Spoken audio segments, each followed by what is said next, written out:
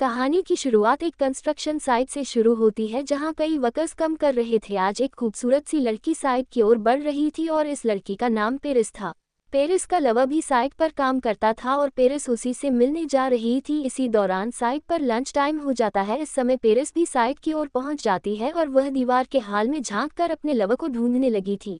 Paris देखती है कि सभी वर्कर्स लंच कर रहे थे मगर उसे अपना लवर कहीं नजर नहीं आ रहा था। पेरिस को यह नहीं पता था कि उसका लवर उसके पीछे खड़ा उसी का इंतजार कर रहा था। वह जल्दी उसके पास आ जाता है। लंच कर रहे जैक की नज़र पेरिस की ब्रेस्ट पर पड़ती है जो दीवार की होल से दिख रही थी। वह जल्दी जल्दी अपने साथियों से कहता है, मैं अभी आता हूँ। इतना कहकर वह वहां से चला जाता है। जैक का दूसरा साथी बिली अपना लंच करने लगता है लेकिन वह अपने बर्गर को देखकर बहुत हैरान था। इसी बीच तीसरे साथी सैम की नज़र भी दीवार पर पड़ चुकी थी और वह भी जल्दी जल्दी वहां से उठ जाता है। बिली अपने लंच को देखकर अभी भी हैरान था। उसके दोनों दोस्त जैसे ही दीवार के पास पहुंचते हैं तो इस वक्त पेरिस वहां से चली जाती है। अब कहानी को शहर की दूसरे हिस्से में लेकर चलते हैं। इस औरत का नाम मे है और इसका आज नया नया ओवन आया है। मेरे को नई नई डिशेज बनाने का बहुत शौक था मगर उसके पति को उसकी नई नई डिशेज बिल्कुल अच्छी नहीं लगती थी। मे के पति का नाम बिली था जो साइट पर काम करता था। बिली अपने बीवी के शौक से परेशान था जबकि उसके दोस्त अपनी जिंदगी से परेशान थे। दोनों की कोई भी गर्लफ्रेंड नहीं थी जिसके कारण वह लड़कियों को देखकर पागल हो जाते थे।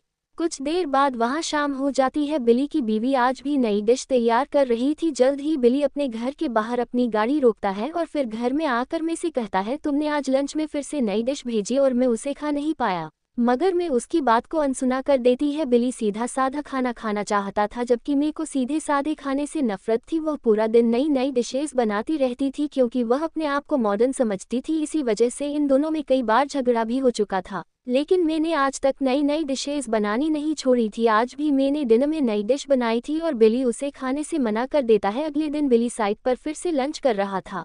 आज उसने मार्केट से ब्रेड खरीद लिए थे ताकि उन्हें खाकर वह अपनी भूख मिटा सके। इसी दौरान पेरिस भी अपने लवर से मिलने साइट पर आ गई थी। बिली का दोस्त सैम उसके पास आकर उससे दोस्ती करने की कोशिश करता है लेकिन वह सफल नहीं हो पाता। आज बिली के घर में फिर से नई डिश बनी थी। आज वह गुस्से में जाकर पहले ओवन को गालियां देता है और फिर नई डिश में थूकता है। बिली की बीवी ना तो अपने ओवन के खिलाफ कुछ सुन सकती थी और ना ही अपने डिश के खिलाफ। वह भी गुस्से में आकर बिली को गालियां देने लगी। आज बिली को उसकी बीवी पर बहुत गुस्सा आता है जिसके बाद वह अपनी बीवी का गला दबाकर उसको जान से ही मार देता है। मे की मौत के बाद बिली ने उसके पूरे शरीर के छोटे छोटे टुकड़े कर दिए थे। इसके बाद वह सभी टुकड़ों को लाकर फ्रिज में रख देता है। बिली यह सब कुछ पुलिस से बचने के लिए कर रहा था। उसे पता था कि जब तक पुलिस को मे की लाश नहीं मिलेगी तब तक वह सुरक्षित रहेगा। अपना काम खत्म कर वह टीवी देखने लगता है और उसी पल टीवी में क्राइम शो चलने लगता है। उस शो में पुलिस ऑफिसर बता रहा था कि कुछ कातिल लाश को खा जाते हैं ताकि पुलिस उन्हें कभी पकड़ ना सके। क्राइम शो देखकर बिली भी लाश को खाने का फैसला करता है ताकि पुलिस उसे कभी ना पकड़ सके। अगले दिन बिली साइट पर बैठा लंच कर रहा था। उसके दोस्त उसके पास आकर पूछते हैं कि तुम क्या खा रहे हो। बिली उन्हें बताता है कि मैंने एक नई मीट वाली डिश बनाई है और मैं उसे ही खा रहा हूँ। उसकी बात सुनकर बिली के दोस्त भी उस डिश को मानते हैं और बिली खुशी खुशी उन्हें डिश दे देता है।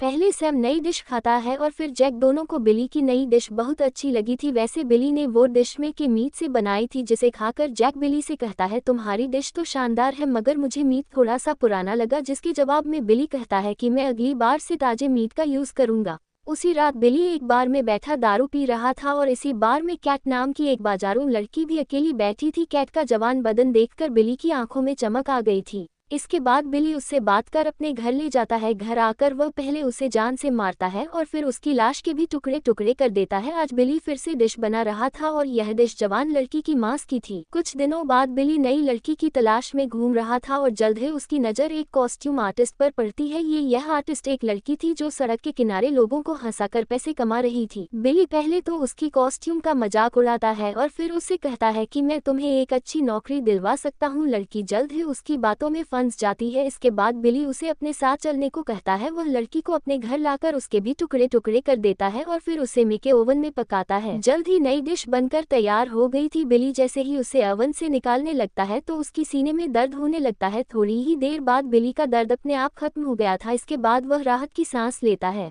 वैसे बिली की फ्रिज में अभी तक मे की लाश पड़ी थी। उसके दोस्त ने जब से उसे ताज़ा मांस यूज करने की सलाह दी थी तब से उसने मे के बॉडी की तरफ नहीं देखा था। ऐसे ही एक रात वह मे की लाश को ठिकाने लगाने का फैसला करता है। उसी पल एक औरत उसके घर आ जाती है। इस औरत का नाम इवा था और वह मे की छोटी बहन थी। मैंने कई दिनों से इवा को फोन नहीं किया था, इसलिए इवा मे को मिलने यहाँ आई थी। बिली इवा से कहता है कि मे की तबीयत खराब है और वह किसी से नहीं मिलना चाहती, मगर इवा हर हाल में मे से मिलना चाहती थी। गुस्से में आकर वह मे को पूरे घर में ढूंढने लगी थी और इसी बीच बिली उसे अपने पास बुलाता है। वह दरवाजे के पास आकर इवा से कहता है, मैं इस पुराने कमरे में सो रही है, तुम उसे देख तो सकती हो मगर उसे जगाने की कोशिश मत करना। इसके बाद वह बिस्तर पर लेटी मे को दिखाता है और इवा जल्दी जल्दी कमरे में आकर मे को देखने लगती है, मगर उसे जल्दी पता चल जाता है कि मे की मौत हो चुकी है। इसी बीच बिली उसे पीछे से पकड़कर अपनी अलमारी में बंद कर देता है। अगले दिन बिली डॉक्टर से मिलने जाता है जो दिल के लोगों का माहिर था। बिली का चेकअप करने के बाद डॉक्टर कहता है, तुम्हें हल्का फुल्का खाना खाना चाहिए, तुम्हारी उम्र काफी हो चुकी है, भारी खाना तुम्हारे शरीर और हेल्थ के लिए खतरनाक है।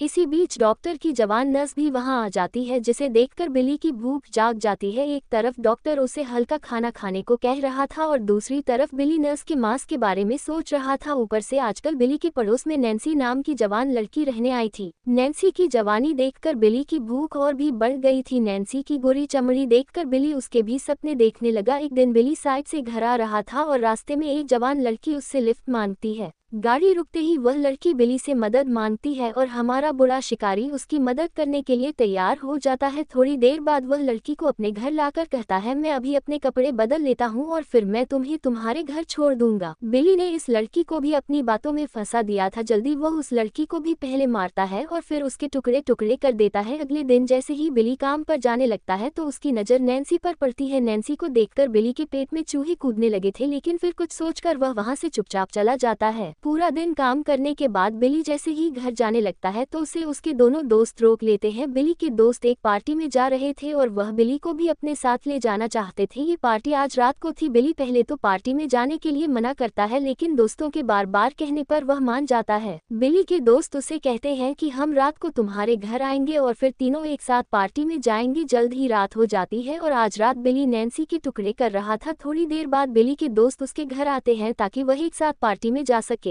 घर में आते ही उनकी नज़र बिली पर पड़ती है जो जमीन पर गिरा हुआ था। दोनों दोस्त समझ गए थे कि बिली को दिल का दौरा पड़ा होगा और उससे उसकी मौत हो गई। इसी बीच उन दोनों की नज़र अवन पर जाती है जो लगातार आवाज कर रहा था। वह जैसे ही अवन को देखते हैं तो अंदर का नज़ारा देखकर पूरी तरह हिल जाते हैं। दोनों समझ गए थे कि बिली आदमखोर था और वह कई दिनों से इन दोनों को भी इंसानों का मांस खिला रहा था। कहानी के आखिर में ये पता चलता है कि बिली की मौत दिल का दौरा पड़ने से हुई थी, क्योंकि उसने डॉक्टर की बात को नहीं माना था। बिली के रिश्तेदारों ने उसके घर को सेल पर लगा दिया था। कुछ वर्कर्स बिली के घर को खाली कर रहे थे और उन्हें अलमारी से जिंदा इवा मिलती है। यहीं पर कहानी खत्म हो जाती है। Thank you for watching.